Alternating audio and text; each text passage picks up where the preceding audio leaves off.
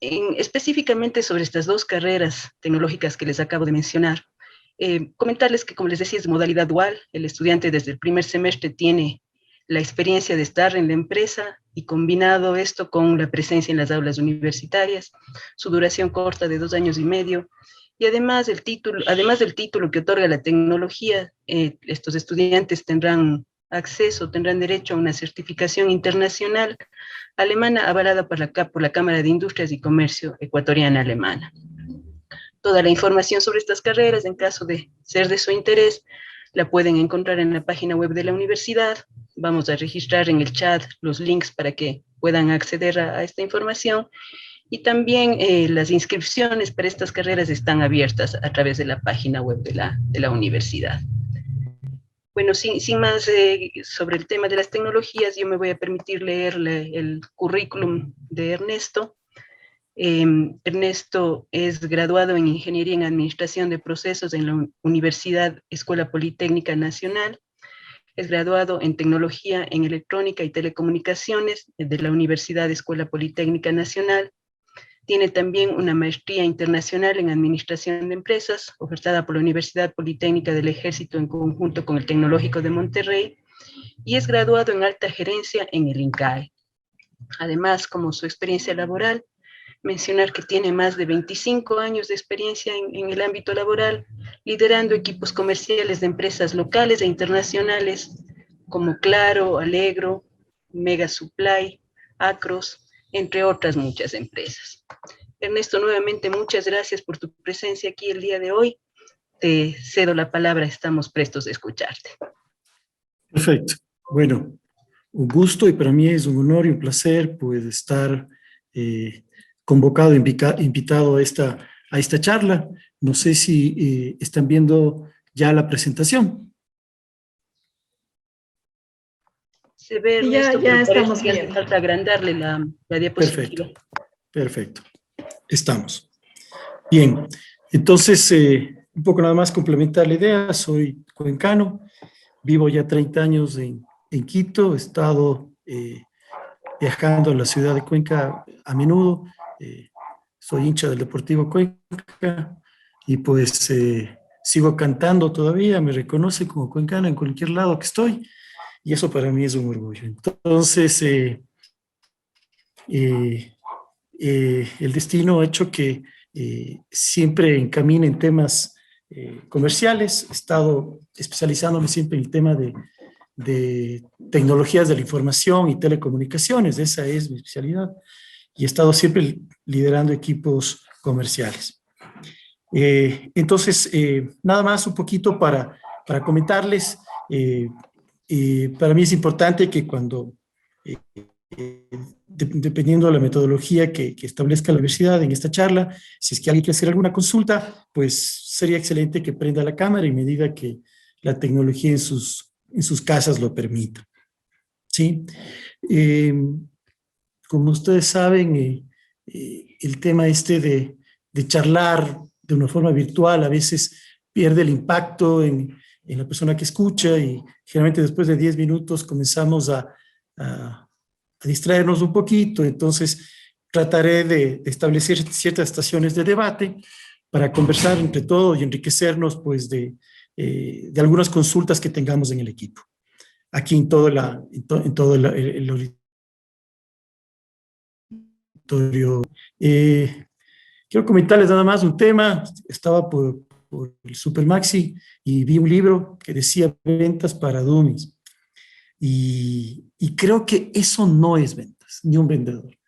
Yo creo que la carrera de ventas y el profesional de ventas, yo creo que es el core de cualquier negocio. Y el core es de todo el organigrama, creo que son una parte muy importante dentro de la estructura organizativa. ¿Sí? Y como yo decía hace poco a unos emprendedores, si quieres emprender, tienes que vender. Es decir, todo el rato estamos en nuestras vidas posicionando un proyecto, posicionando nuestro perfil, posicionando nuestros productos y servicios. A la verdad, somos vendedores de nuestro destino. ¿Sí? Entonces, yo nada más creo que tenemos que tener, no todos pueden ser vendedores, eso sí, Yo creo, desde mi punto de vista, la experiencia me ha dado que yo creo que una de las habilidades, por lo menos que trato de descubrir cuando entrevisto para el equipo comercial, en las empresas que he estado, quiero ver si la persona que está al frente, aparte de su experiencia que está en papel, que puede ser verificado por el área de recursos humanos, yo puedo identificar, por ejemplo, dos factores, ¿no? Primero, que tenga tolerancia al fracaso, ¿sí? El vendedor siempre está viviendo una ola de sentimientos, ¿ya? Yo creo que ustedes pueden haber escuchado a algunos amigos de ustedes como vendedores, que dicen que de cada 10 no hay un sí. Y eso va quemando, va desgastando. Y tenemos que tener la habilidad para blindarnos de esos proyectos que no se concretan, de esas ventas que no se realizan, de esa seguridad que teníamos de algún proyecto por establecer si no se dio. Y tomarlo de alguna forma, hay un consejo, y aquí viene de la práctica, es tomarlo como un tema no personal. Es un tema de win-win, de ganar-ganar, y hay diferentes circunstancias, tiempos que hacen que a veces una venta no la podamos concretar. Así sigamos un proceso homogéneo como el que les voy a mostrar yo en breves minutos. Otra habilidad que creo que debe tener un vendedor es la empatía. Esta empatía, que yo digo que es un factor que nos diferencia, yo digo como decía algún profesor, eso es lo que te diferencia del reino animal, ¿ya?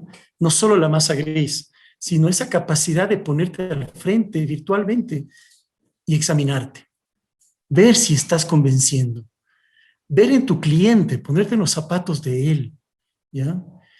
Un poco tratar de descubrir lo que está pensando, ver si tienes que callar, identificar si tienes que escuchar, calcular los tiempos, qué decir, cuándo decirlo. Todo eso te da la empatía. Yo creo que esas habilidades, entre otras que ustedes pueden tener y puede haber, yo veo que garantiza de alguna manera el éxito de una persona en el área comercial, ¿sí? Esa intuición, ¿no? De saber por dónde van las cosas. Entonces, bueno, un poquito quería empezar con esto y decir, lo menos que puede ser las ventas es para dummies. Entonces, ¿cuál es mi objetivo en esta charla? Trataré de que sea 1 hora. Por favor, ahí les pido a mis compañeros de aquí que me avisen en el momento, el economista o Jimenita, que me digan si es que estoy bien en los tiempos. Trataré de que sea 1 hora la presentación, la charla, y el objetivo es guiarles para que logren una mejor planificación de las acciones de control y seguimiento de cada negocio, ¿sí? Hay una ingeniería, hay toda una ciencia detrás de seguir todo el proceso de la prospección y el cierre. No es un tema intuitivo, no es un tema que viene al paso, es algo planificado, ¿sí? Es una ciencia que cada vez se perfecciona más. Ayudarles a crear demanda, ¿sí? No solo capturarla, ¿sí? Hoy vamos a ver cómo el comprador es mucho más profesional. Nosotros tenemos que nadar en océanos un poco más azules y no caer en el tema del descuento, del precio, y más bien ser generadores de negocios, crear esa demanda, ¿sí? De alguna manera, darle ciertos tips para que esa fuerza de ventas, de las que ustedes son parte, o son compañeros, o son jefes, o lideran, puedan tener ciertas habilidades para el cierre del negocio. Que lo vean que el cierre del negocio no es nada más que una etapa natural del proceso comercial.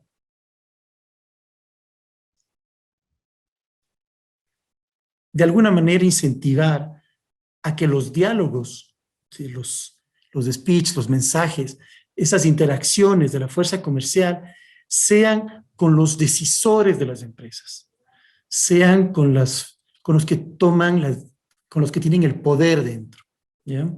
Cambiar de decisores. A veces uno está confundido con los decisores de ciertos negocios y pasa el tiempo conversando, relacionándose con personas que no toman a la final la decisión. y de alguna manera explicar las diferencias del valor de nuestro servicio y las diferencias contra otras cosas que pueden ser sinónimos.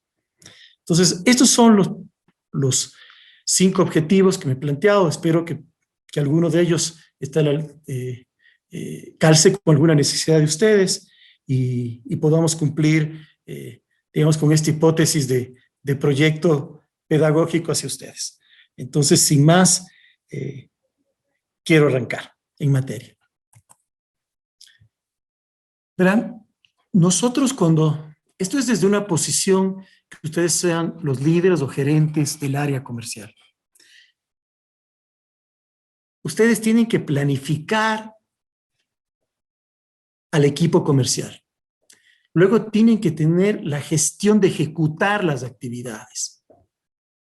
Y tercero, tener la habilidad de gobernar toda esa cantidad de leads o oportunidades que tienen. Estos son los 3 macroprocesos, digamos, comerciales, ¿sí? Desde vender una batería, vender un uniforme, hasta vender soluciones muy complejas, intangibles o tangibles. Este proceso, de alguna manera, está regulado por buenas prácticas a nivel mundial. Y muchos gurús, uno de ellos va a poner un video después de unos pocos minutos, defienden este tipo de procesos. ¿Qué entra en la parte de planificación? Y ahí, papel y lápiz, si alguno quiere ya ir anotando algunas cosas de estas, aunque esto yo sé que va a estar subido, pero un poco para entrar en discusión. Primero, en la parte de planificación entra la distribución de territorios. Ustedes ya tienen a sus vendedores al frente, tienen 5 personas que forman parte del equipo comercial.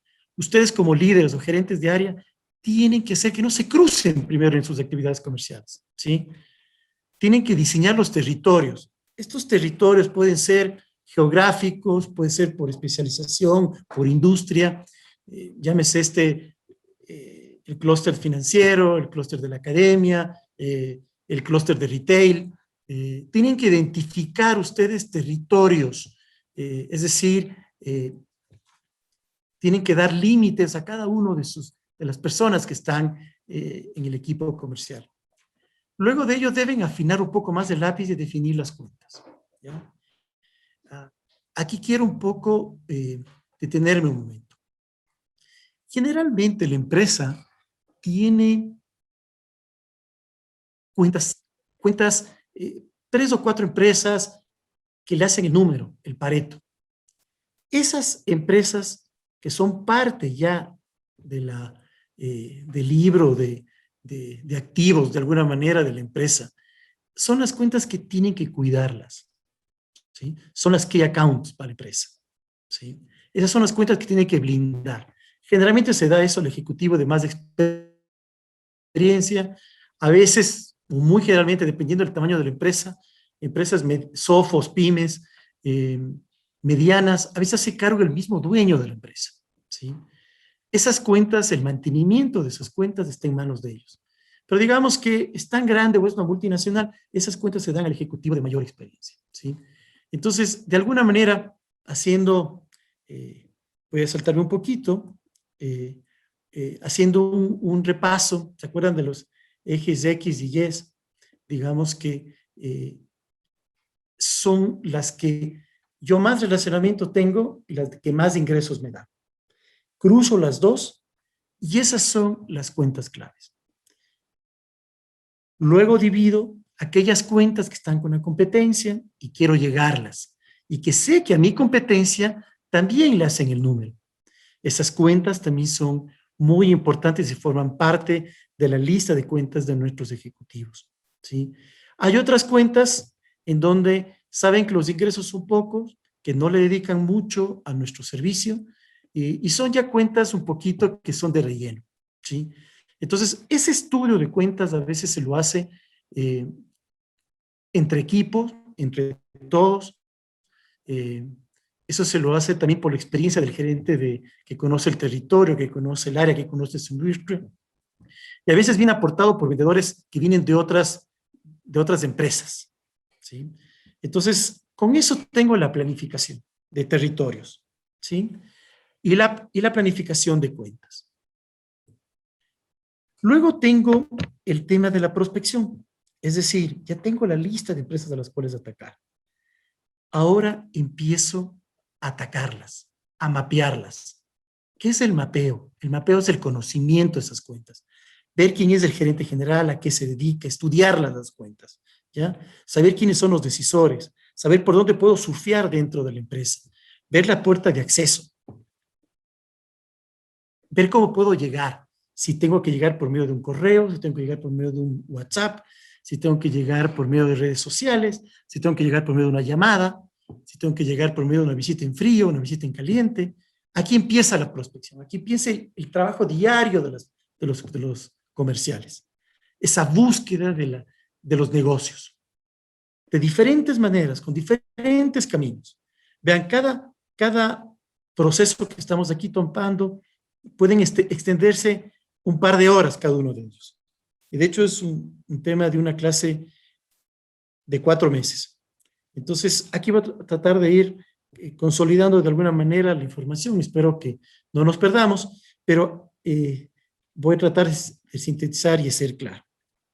Entra la prospección, entra la búsqueda de los negocios, ¿sí? A Bill Gates le escuchaba recién que decía, por favor, busquen negocios, no busquen jefes. Y de alguna manera el vendedor hace eso, ¿sí? Es un espécimen raro, hasta en la forma de su remuneración, hay que tratarlo de manera diferente al comercial, ¿sí? Él a veces se maneja sin jefes, hay que darle su autonomía, hay que ponerle sus límites, pero aquí comienza la habilidad, esa búsqueda, esa cacería de oportunidades, ¿sí? Ver la forma en la que se meten las empresas. Y aquí empieza algo que deforma, pero que se convierte en un arte, que es el diálogo, ¿sí? El planificar qué decir, cómo llevar nuestro mensaje de la solución. Aquí no entra, yo digo el vendedor, cuando utiliza mucho quiere intuir las cosas o quiere salir al paso y no planifica, generalmente no le va bien. Mientras tengamos más planificado nuestro día a día, es mucho mejor las cosas.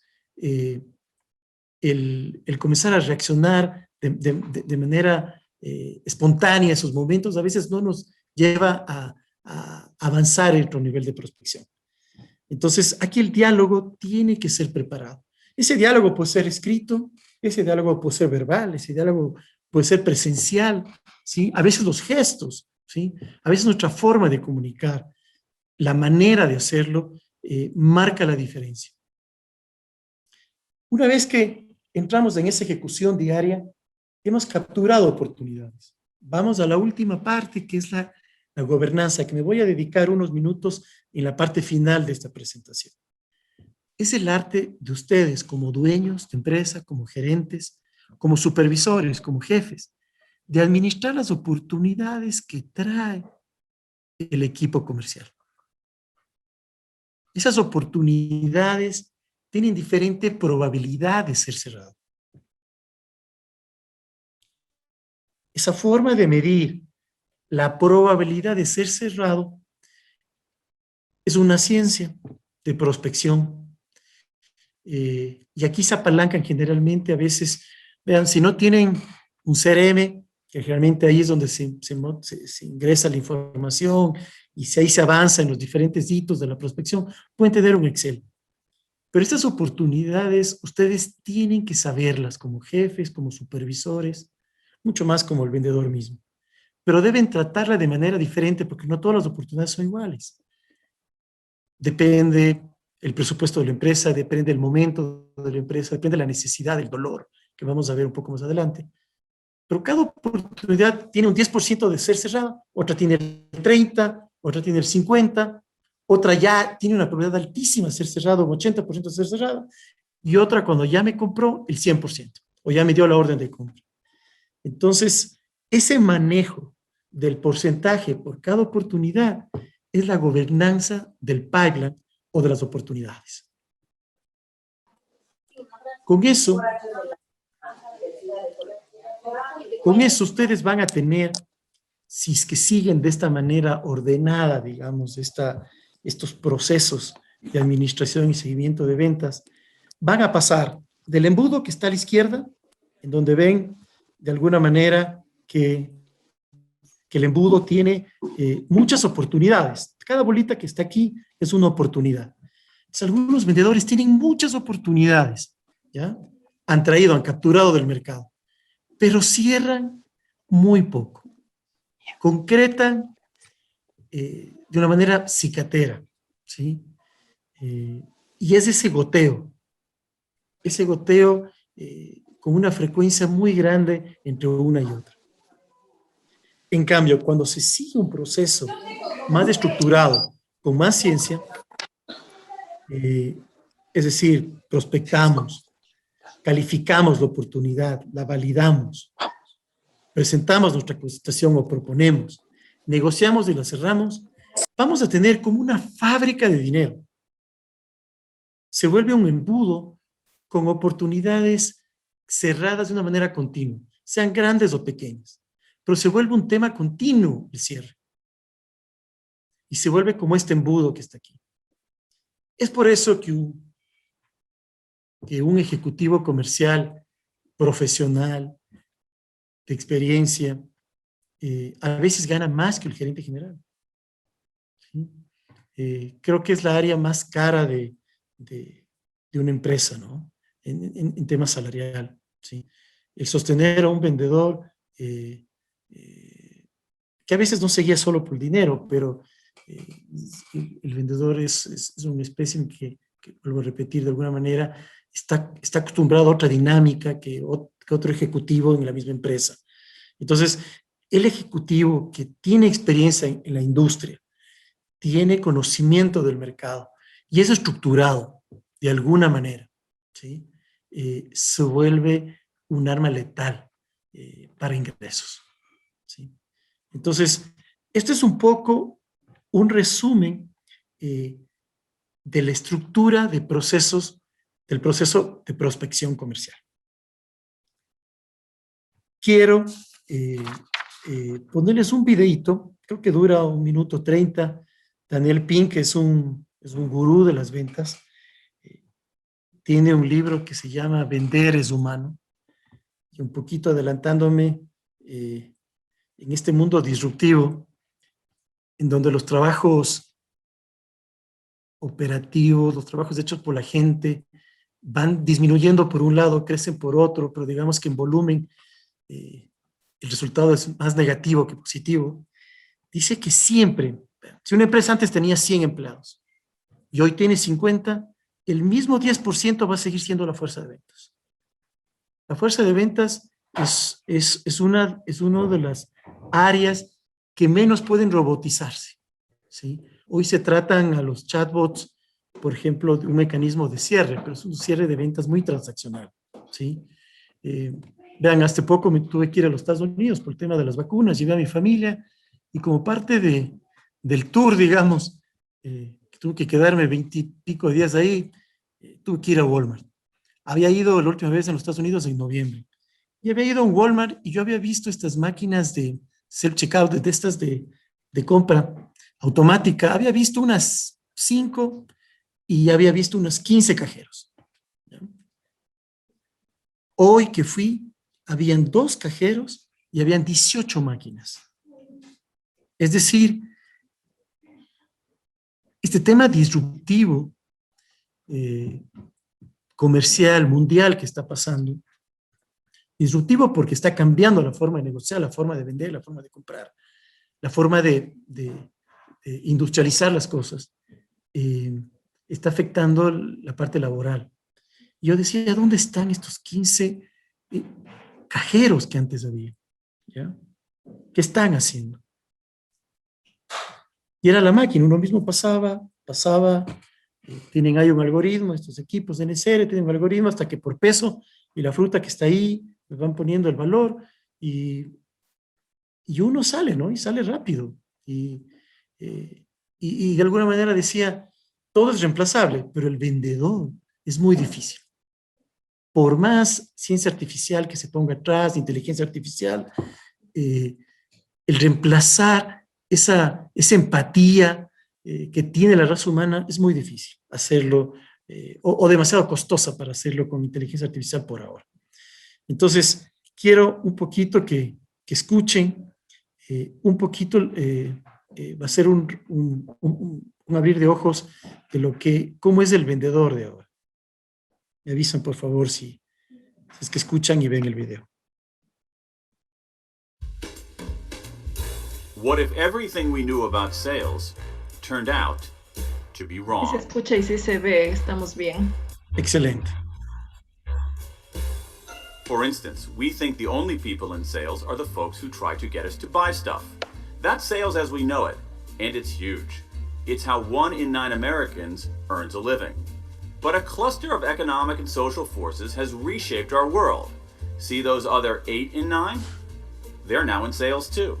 School teachers, art directors, software writers.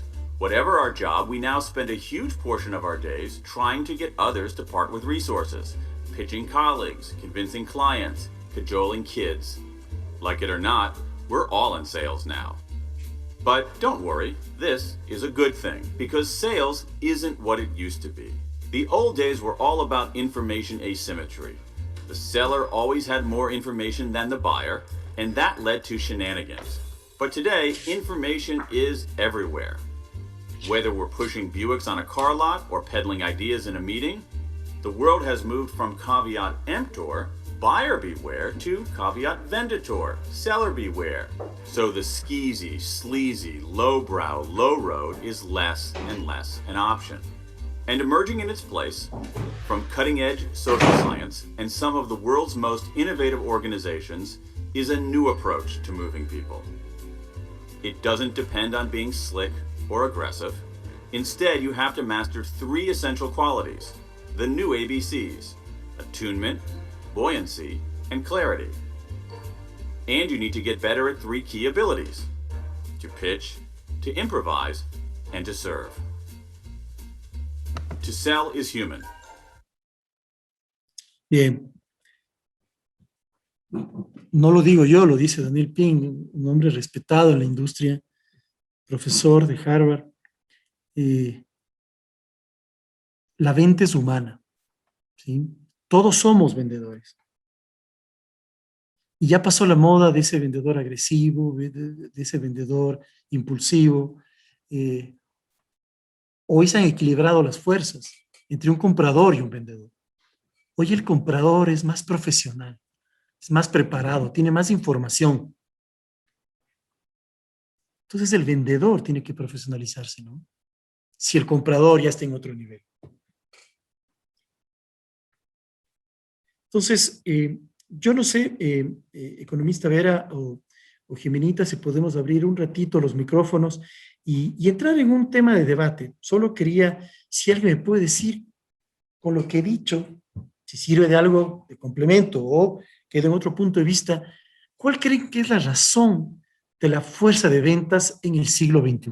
Hoy, como estamos viviendo, como están actuando las tendencias. Están habilitados los micrófonos para que... Sí, Ernesto.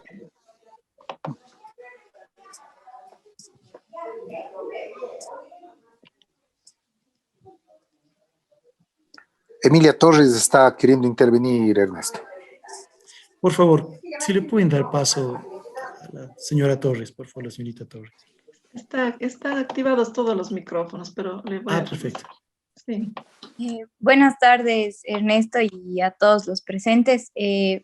Bueno, yo creo que la razón de ser de la fuerza de ventas hoy en día es más que nada generar esa empatía que se ha ido perdiendo con la tecnología y de alguna forma buscar interactuar y entender cuáles son las nuevas necesidades de los consumidores.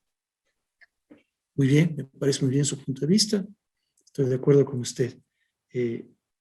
Otra apreciación sobre la razón de tener una fuerza de ventas hoy en el siglo XXI.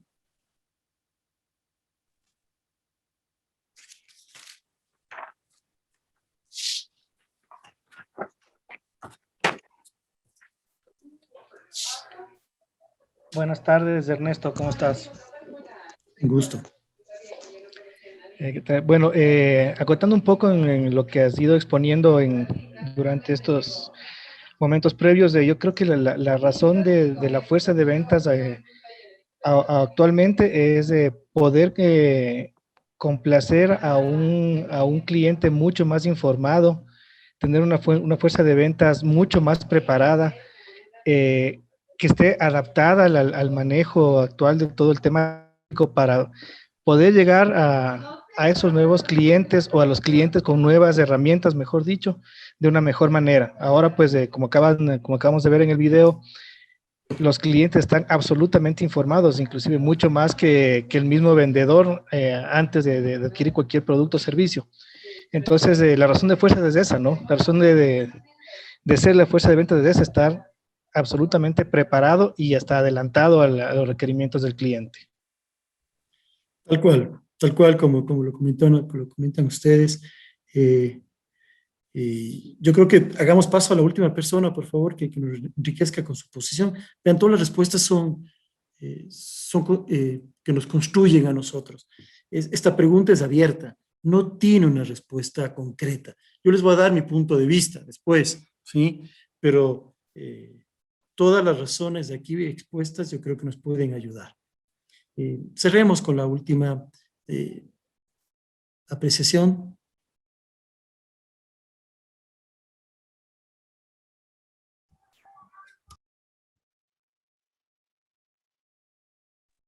Buenas tardes, Ernesto.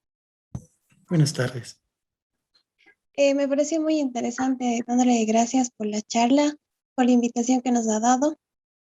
Más que nada, creo que la fuerza de ventas es algo muy importante y ahora en el siglo XXI yo pienso que están tratando de mejorar el énfasis del contacto con el cliente, porque si bien, como bien comentó, está reemplazándose por tecnologías y logaritmos que tienen como una especie de contestación automática y creo que la fuerza de ventas haría que tenga un control más adecuado con los contactos y los clientes.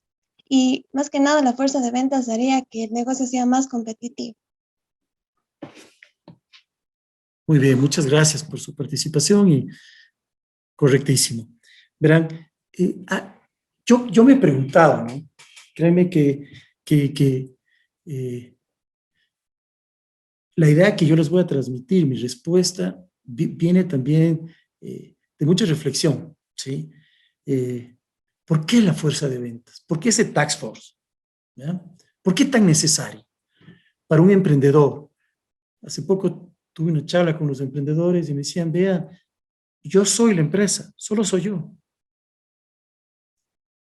Y claro, yo le decía, si tú no vendes, tu idea se queda en ti. Tienes que aprender a vender. Así seas un ingeniero muy de código o muy de diseño, tienes que tener esa habilidad de transmitir y de asegurarte que el cliente tenga la información correcta sobre las ventajas de tu producto, pero en el momento correcto. De modo que la decisión de compra te favorezca a ti. Eso es para mí la razón de una fuerza de ventas, ¿sí? Que tengan esa capacidad de dar la información correcta de la solución que están vendiendo y que logren persuadir para que la decisión de compra esté a favor de uno.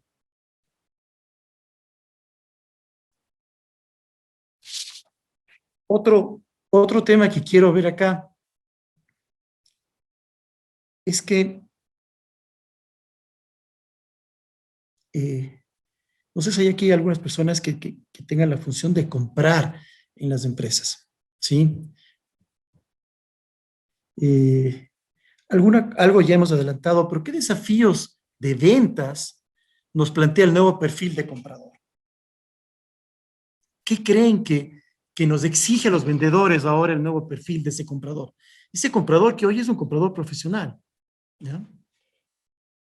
Un comprador, como decía algún compañero de ustedes, tiene más información que nosotros a veces, ¿ya? Ese comprador que sabe cuándo llamarnos, cómo utilizarnos. ¿Qué creen que son los desafíos comerciales o los desafíos de perfil de un vendedor que hoy deben ser exigidos ante el nuevo perfil de un comprador? Una preguntita tal vez un poquito más compleja, pero yo creo que a la altura de todos ustedes. Entonces, les pongo sobre la mesa alguno que quiera aportar, qué cree que nos exige a nosotros como comerciales.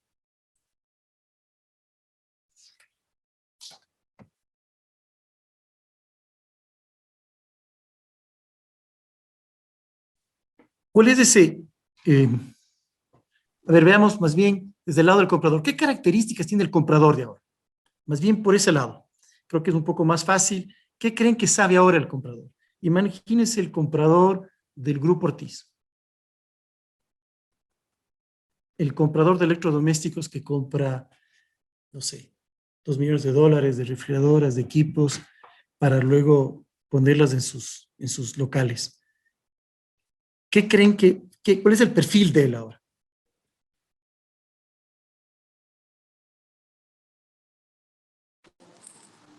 Javier está alzando la mano, Ernesto. Encantado, Javier. Estimado Ernesto, no sé si me logran escuchar ahí. Sí, Javier, ¿cómo no? Mucho gusto. Gracias. Bueno, hablando un poco del perfil, creo que adicionalmente a las características del perfil tradicional que debe tener un vendedor y también hablando un poco del comprador, como la orientación al logro de objetivos, el perfil obviamente comercial. Creo que hay una característica que va tomando bastante fuerza en los últimos años, que es justamente en cuanto al perfil, el uso de la tecnología. En la actualidad, tanto compradores como vendedores tienen mucho más acceso a la información, y ya no solo información local, sino información del mundo entero, que están vendiendo los nuevos productos, las características, especificaciones, colores, dimensiones, etcétera.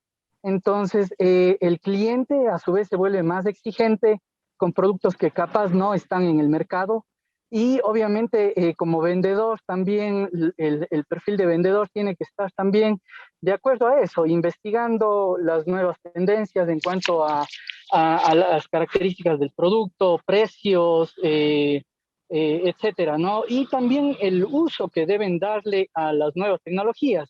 Antes se enviaban cotizaciones capaz impresas, ahora se envían por WhatsApp, se envían mensajes de voz, se envían correos electrónicos, es decir, multidispositivos, usuarios que están conectados en multipantalla todo el tiempo, tanto vendedores como compradores. Entonces creo que esa es una parte muy importante en el perfil de un vendedor y de un comprador. Muy de acuerdo, muy de acuerdo. Vean que ahora la venta se vuelve multicanal. Yo empecé vendiendo por teléfono y termino cerrándolo por WhatsApp. Comencé el acercamiento por Facebook, termino por Instagram, es decir, los accesos de prospección son muy amplios ahora. Entonces, un poquito para adelantar, yo creo que todos, el par de aportes han sido excepcionales, muchísimas gracias. Veo que tienen ya, si son estudiantes, tienen una visión muy importante del negocio, de los perfiles de vendedores y compradores. Les felicito, entiendo que tal vez ya sean profesionales. Vean, el comprador, tal vez ahora sí ya bloqueemos los micrófonos, muchísimas gracias. Ernesto, tienes dos personas más levantando la mano, no sé si participaron. Perfecto. Juan Ortiz y Fran Jara. No, por favor, encantado. Frank o Juan, les escuchamos.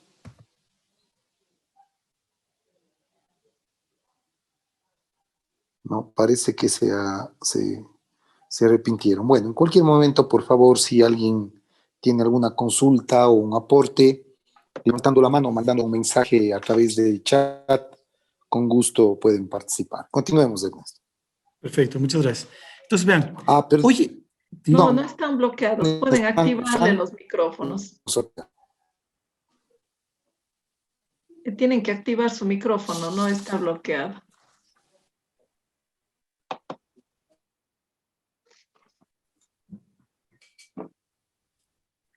¿continúo?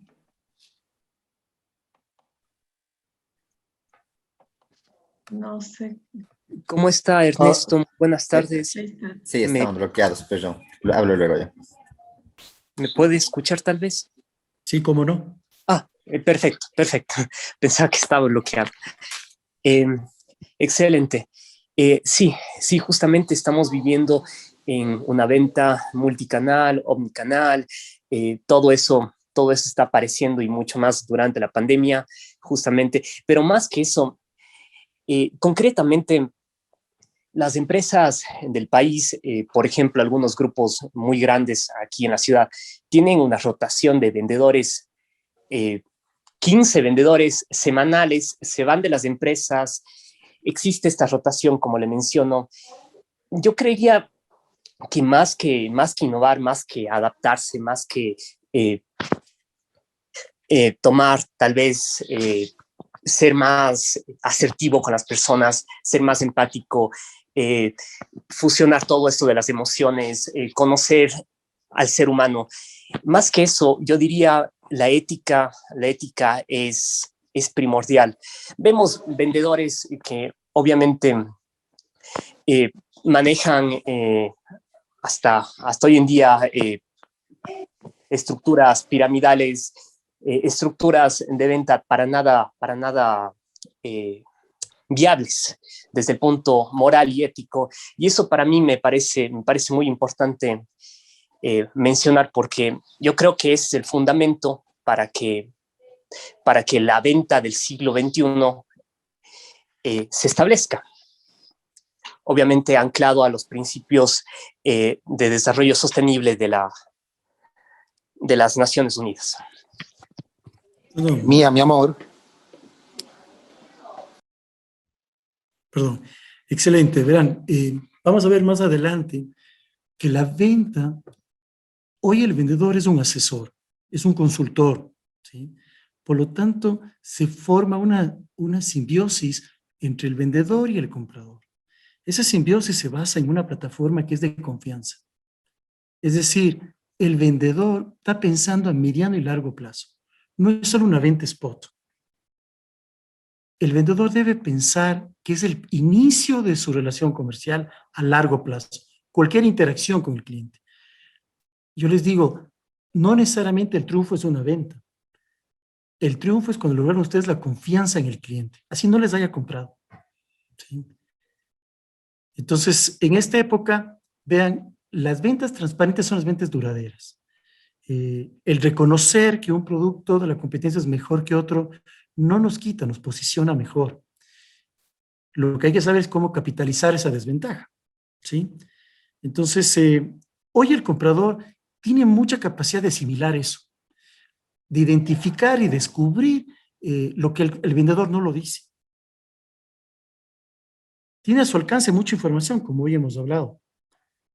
El comprador demora mucho más el tiempo en el involucramiento del vendedor. Es decir, me llama a mí cuando él ya ha pasado algunos procesos internos. Él ya averiguó, sabe los precios, sabe las características, sabe contra quién compito.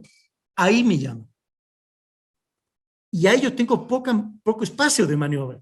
Y a veces caigo en el descuento, caigo en la canibalización del precio.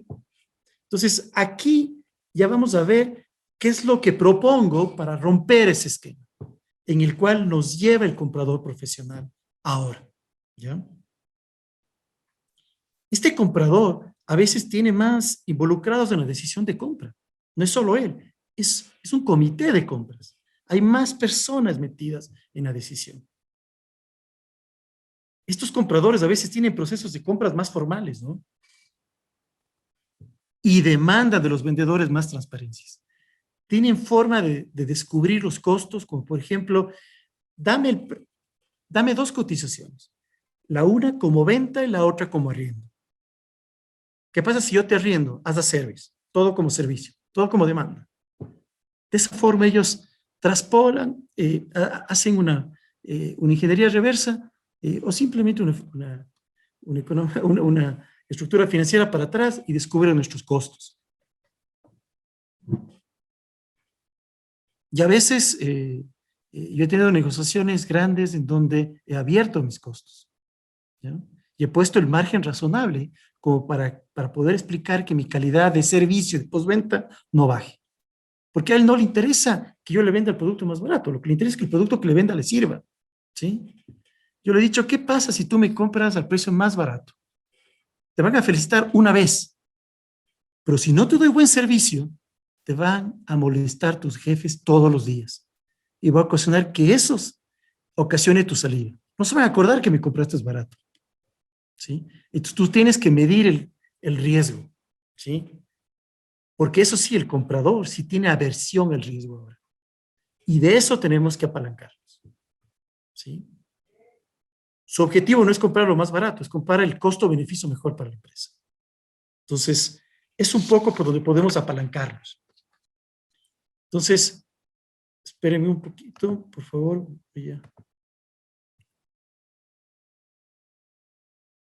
Vamos a ver ahora un poquito sobre por qué la fuerza de ventas, que de alguna manera ya hemos respondido, qué es el valor, qué es venta consultiva. Eso vamos a ver ahora en esta parte, ¿sí? Aquí está un tubo en donde nos demuestra en dónde hoy nos está llevando el comprador. ¿En qué momento de la compra nos llama a los vendedores? ¿Sí? El vendedor aprendió, definió sus necesidades y ahí nos llama. ¿Para qué? Para evaluar opciones y toma de decisiones. Entonces, ¿qué debo hacer yo? Es entrar acá, antes, a que aprenda conmigo, yo me vuelvo un consultor, un asesor de él, ¿sí? Que las necesidades le pongamos en equipo entre los dos, ¿ya? Y esas necesidades construidas entre el comprador y yo, que todavía soy un player más, es decir, no soy el comprador oficial, no soy el vendedor oficial, simplemente soy una fuente de información de él. Pero esas necesidades ya están alineadas a características de mi producto. De esa manera, cuando él evalúa con otras cotizaciones, B y C, la A tiene altas probabilidades de ganar. Este es un poco una matriz de ejes, en donde, por un lado, está el nivel de involucramiento del vendedor, es decir, cuando yo entro bastante, y el proceso de decisión del cliente. Vean, en la venta consultiva, cuando más actúa el vendedor, es al inicio, cuando él está analizando y definiendo los objetivos del negocio. Ahí es cuando más debo interactuar. Cuando presento la cotización, es simplemente un proceso más, es simplemente la construcción de una hoja de costos y mandar mi cotización. En cambio, la venta normal, la que se ha hecho por muchos años, entra a interactuar más cuando el cliente me llama a que yo cotice. Si ven las diferencias, si ven a dónde deben decir a su fuerza de ventas que entre. Por eso, hay una investigación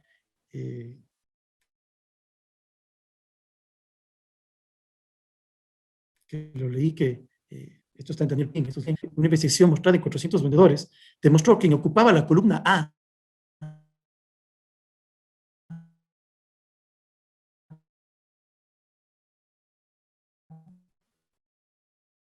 cuando era la compañía que creó, que asesoró, las otras se volvieron de relleno.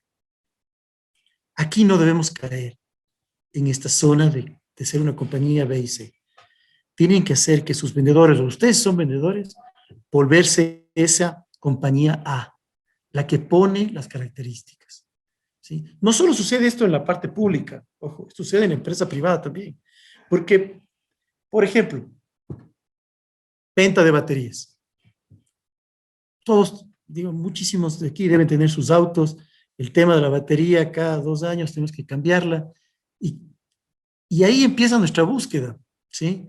No necesariamente de lo que más esté a nuestra mano, sino queremos que sea una batería que realmente nos garantice viajes, ¿no?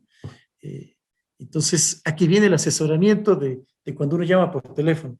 Y yo decía, recién, por esto de la pandemia, un carro me quedó sin batería, porque estuve, bueno, 26 días fuera, y cuando llegué, yo dije, ¿por qué yo le compraba solo una marca de baterías y a una sola tienda? Yo le decía, ¿por qué él no me llamó antes? Bueno, claro que no sabía de mi viaje ni nada, pero ¿por qué no llamó a hacer un mantenimiento de su cliente? Yo le he comprado ya 10 años las baterías y nunca he tenido una llamada de él, de cómo está su batería, nunca me ha dado una capacitación de qué es mejor o qué. Y ahora dije que tenía un poquito más de tiempo y dije, voy a comparar las baterías y voy a comparar los precios. Me volví un comprador. Me hice mi matriz, qué es lo que necesitaba, tuve mis características, la potencia que necesitaba el carro, el amperaje que necesitaba, la garantía. Yo pedí eso al mismo almacén que le compraba durante 10 años. Y el resultado fue que yo le había comprado a él siquiera un 20% más caro. ¿Pero por qué actué de comprador? Profesional.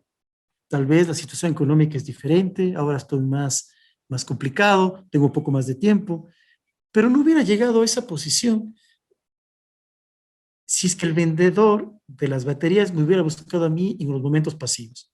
Es decir, me hubiera buscado, ingeniero, sea, ¿cómo va con sus baterías? Usted me ha comprado tiene 3 carros, dígame cómo van esas baterías, ya la 1 debe acabarse, que duran 2 años, me ha salido este nuevo modelo. Vea, y yo me hubiera acordado de esa campaña que lo hubiera hecho. Y hoy mi llamado hubiera sido de fidelización y me hubiera sido para él, como resultado de su programa de fidelización.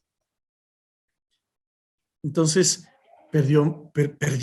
Yo creo que no debe volver a comprarle a ese señor, ¿sí? La misma batería, 20% mucho más cara, a más de su margen, pero así. Entonces, un poco, todos nosotros como vendedores, él mismo, este vendedor de baterías, hoy tiene tantas competencias en las redes sociales, ¿sí? Y a la final se vuelven la competencia. Competencias que antes no las veía. Por ejemplo, la otra vez escuché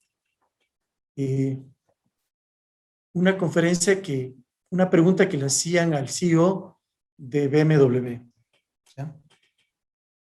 Le decían, hoy, en estos negocios disruptivos, en estas nuevas épocas, ¿cómo está su competencia? Le preguntaban, ¿sí? Hablando sobre Mercedes-Benz. ¿Ya? Y él decía, ni dejó de ser lo que ustedes creen que es. Mi competencia ahora se llama Uber. Ya no es la Mercedes-Benz o el Audi. Mi competencia ahora es Uber. Vean esa forma de ver el mercado tan diferente. Entonces, si el vendedor de baterías sigue creyendo que la tienda de al lado es su competencia y mientras él tenga bien guardado su base de clientes, el otro no se entere, no, yo tengo el Facebook, tengo el Twitter, tengo el Internet, tengo todas estas herramientas tecnológicas que me hacen que tenga una capacidad de compra impresionante. Entonces, ustedes como vendedores deben anticiparse de maneras creativas a este mundo, a este universo de competencias que les da salida. Entonces, ¿qué es lo que yo sugiero por experiencia? Vean, dejen de capturar demanda. Antes, en los años, hasta hace poco, vean, hasta hace 5 años, yo creo que la venta era un poco más fácil. ¿Ya? Antes esperábamos que nos llamen. Solo cogíamos órdenes de compra, nada más. Entonces capturábamos, ¿no? Íbamos a pescar, éramos como los que están aquí, estos gráficos. Esta es mi competencia, soy yo, los demás son de mi misma industria, y estábamos solo esperando que nos llamen, ¿sí? Hoy, una forma de anticiparnos de ese comprador es creando demanda. Que nuestros vendedores creen demanda. No solo lo vayan a capturar. Porque cuando van a capturar ya es una demanda viciada, es una demanda por precio, muy canibalizada. Entonces, y nadamos en un océano rojo, ahí lleno de pirañas, ¿sí?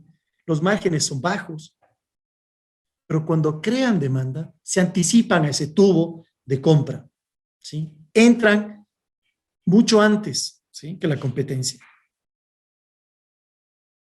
Si ese vendedor de baterías, a mí ese almacén me hubiera llamado hace 6 meses, 5 meses, qué sé yo, un año, a indicarme, a hacer un webinar, hacer una conferencia de baterías.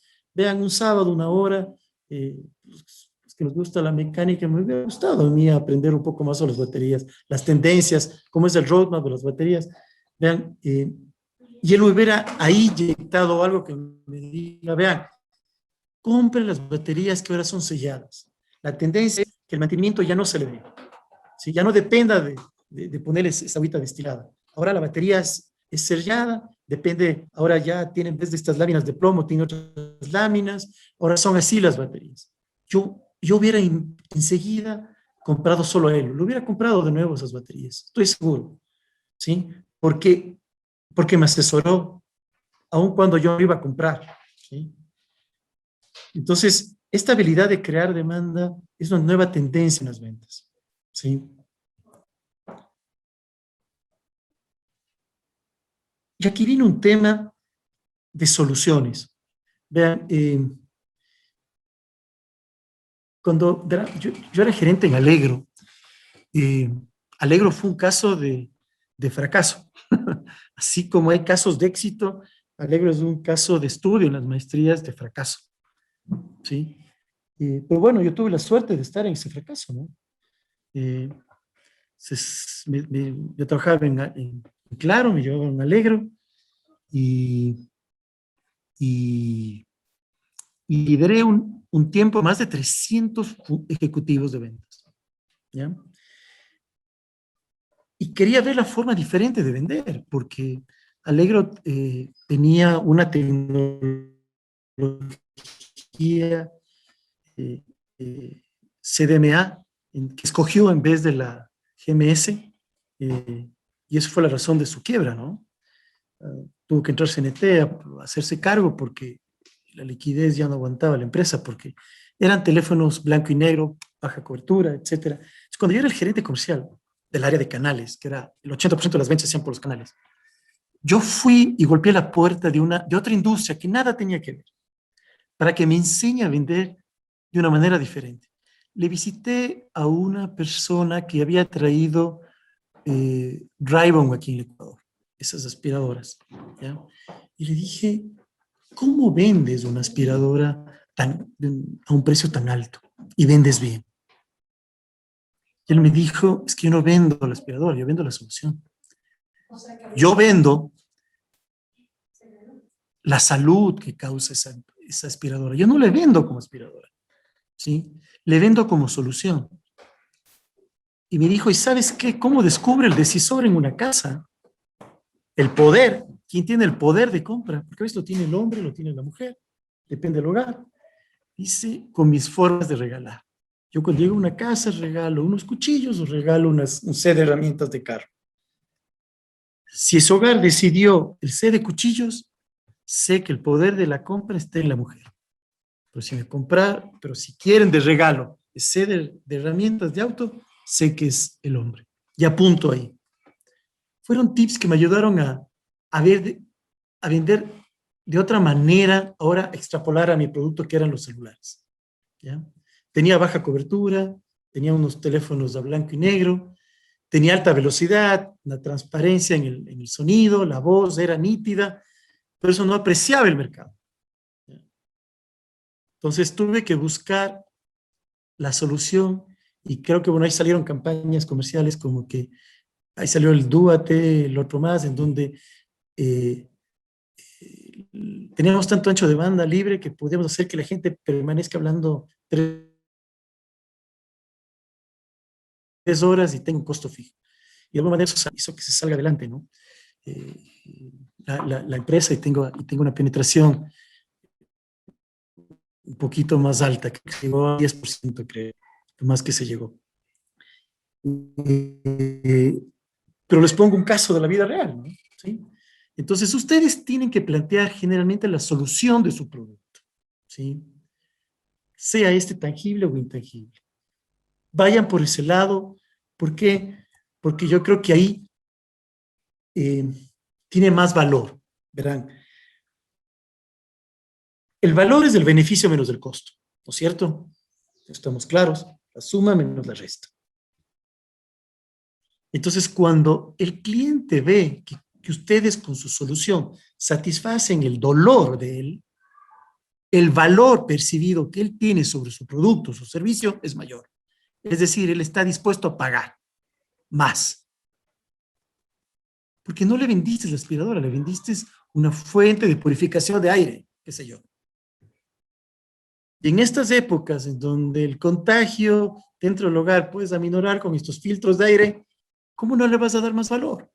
Y puedes comprarlo, ese equipo, 40% más caro de lo que puede comprar otro equipo que hace cosas similares, pero que se vende de manera diferente. Se vende como aspiradora. ¿Ya? Entonces, aquí aparece una palabra clave, el dolor. Si mi solución te cura tu dolor, créanme que el valor percibido es mayor.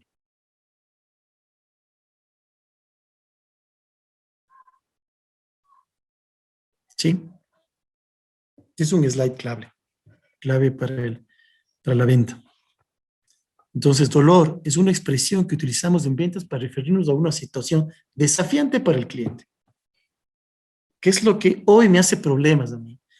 ¿Por dónde estoy tosiendo? ¿Ya? ¿Qué es lo que mi empresa necesita? Comunicarse más entre los usuarios, comunicarse más entre los departamentos, necesito mejorar mi logística, necesito una batería que dure 2 años y medio, 3 años, que yo no le dé mantenimiento, así no esté y no le dé mantenimiento, esa batería dure. Ese es mi dolor. ¿Ya?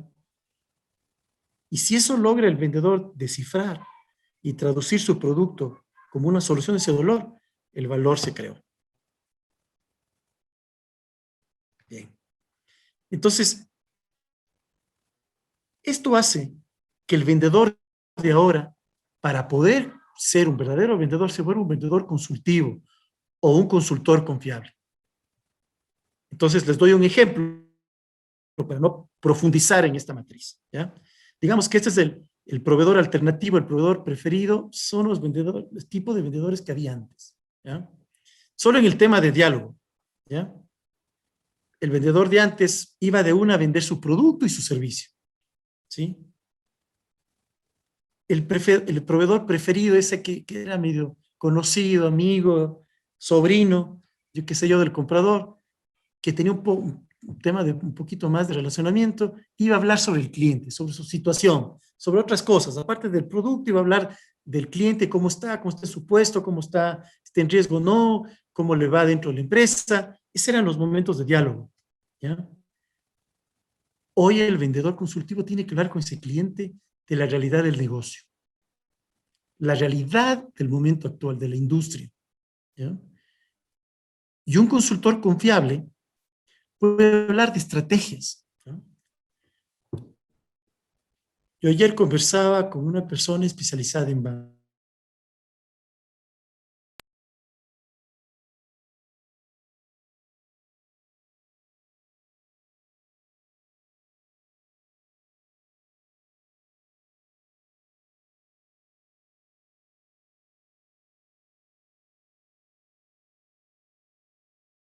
Se vuelve un asesor.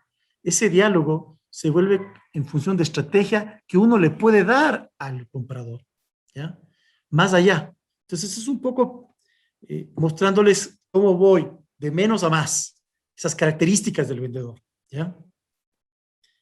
Y eso hace, vean, que mis ventas tengan un mayor margen. Mientras más consultivo soy en la venta, garantizo un mejor margen de rentabilidad para la empresa. Eso es directamente proporcional. Cuando solo voy por precio, voy a matar. No sé cómo estoy de tiempo, no sé, economista Vera, si estoy... Estamos sobre la hora, Ernesto. Creía pertinente ir cerrando la exposición y saber si es que hay alguna duda o sugerencia o planteamiento en función de lo que usted acertadamente ha expuesto esta tarde.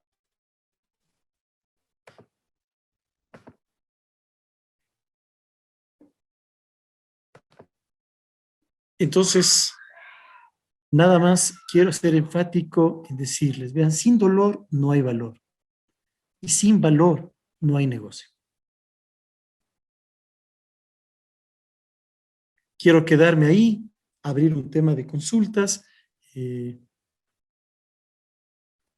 dejar abierto un poco, unos minutos más, y para mí ha sido un gusto. Chuta, se me pasó rápido el tiempo, tenía preparado unas laminitas más, pero creo que en medida del respeto hacia ustedes de su tiempo, pues ahí me quedaría y simplemente haciendo énfasis en esta premisa en donde el dolor descubierto crea valor y el valor y sin valor no hay negocio realmente en una venta. Eso es todo. Muchísimas gracias.